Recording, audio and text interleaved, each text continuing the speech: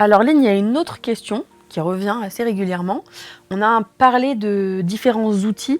Il y a les outils papier, il y a les outils technologiques. Et est-ce qu'il y a une chronologie, un ordre d'utilisation? Est-ce qu'il faut d'abord utiliser un certain type d'outils, par exemple des outils papier, avant de passer sur des outils technologiques? Comment ça se passe? Oui, c'est une très bonne question.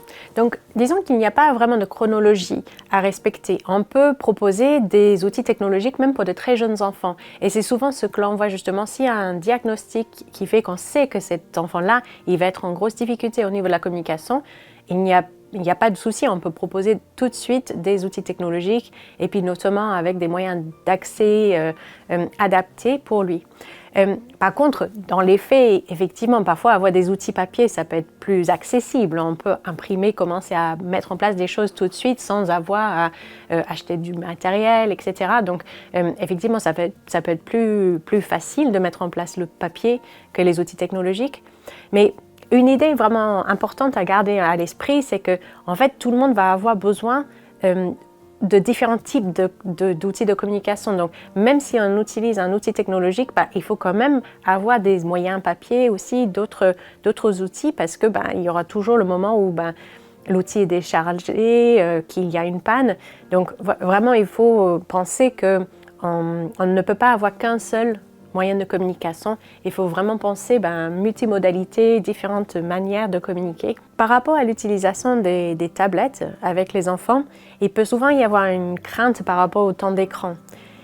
Et là, je pense que vraiment, il faut faire la différence entre le temps d'écran qui est pour le divertissement, le temps YouTube ou jeu ou autre, avec cette tablette qui sert pour la communication, ou c'est un dispositif de communication, de compensation du handicap de communication, si on veut. Et vraiment, c'est une utilisation qui est complètement différente. Donc, pour moi, ça ne compte pas dans du temps d'écran. Et ça, c'est quelque chose qui peut être à disposition de l'enfant à tout moment, parce que il n'y a pas de moment dans la journée où on communique ou on ne communique pas.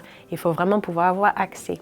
Mais du coup, c'est pas parce qu'on a d'abord un outil technologique qu'on a raté une étape en ne mettant pas un outil papier. C'est pas parce qu'on a un outil papier qu'on doit forcément passer sur un outil technologique. Du coup, il n'y a pas vraiment d'ordre à respecter. En fait, on en revient encore aux besoins de la personne.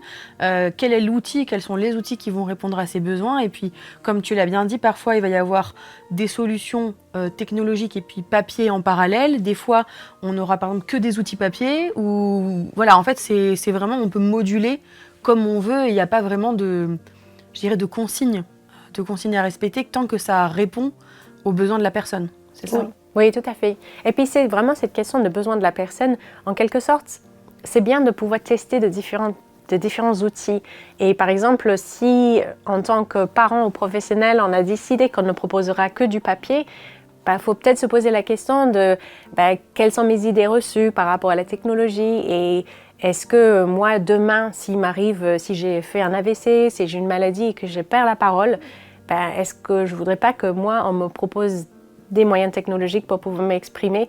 Donc aussi, parfois, il faut se poser la question par rapport à ses propres idées, les limites peut-être qu'on se met et de ne pas justement imposer ses limites sur cet enfant ou cette personne qui est en difficulté pour communiquer.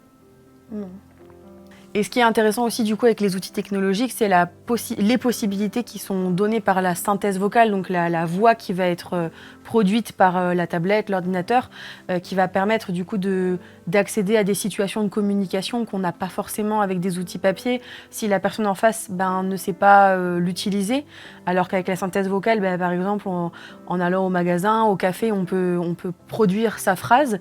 Et puis il y a la dimension aussi de relationnel avec ses pairs, avec les personnes de son âge, etc., qui peut-être ça peut faciliter la communication si les partenaires de communication, donc les gens qui sont autour, ne savent pas forcément utiliser le classeur papier ou ne comprennent pas les signes, par exemple. Tout ça, c'est aussi quelque chose à garder en tête.